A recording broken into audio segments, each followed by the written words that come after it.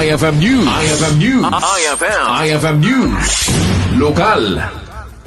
Impaganet get ni Mr. Jonard Coloma iti siyudad ti Lawag nga da iti mangususar itinagan na kalpasan anay pusan isuna iti biyang ti social media akas maysa nga agtatakaw. Iti panagistorya na ket tapukaw na ti cellphone na iti tiyandan iti siyudad ti Lawag ket ditan anang rugi asa anda na saraka lagingga na anay pusan isuna anang serek iti maysa a pagtaingan.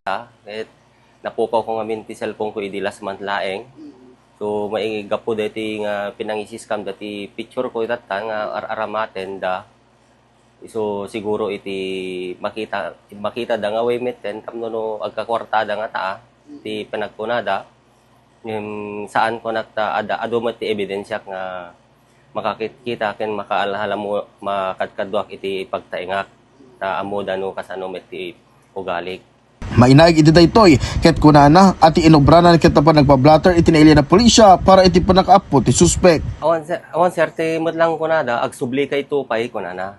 Na takitaan tayo barbarang no umaydan tumanen inted ni pwede di cellphone number kung nga pagtawagan da nga no adan tuman digiji nga manganen tawagan da kami nga tawagan ta barbaring no mapasubli mi di cellphone ko namin sir. Kabayatan na, ibang pagkaasin na iti nangarabit iti daytoy asaan da kuman nga aramiden iti kastoy gaputan mabalin ang makaperde iti biyag. Para iti IFM News, Idol Lawrence Martinez, Tatak, IFM. IFM News. IFM News. IFM News. Lokal.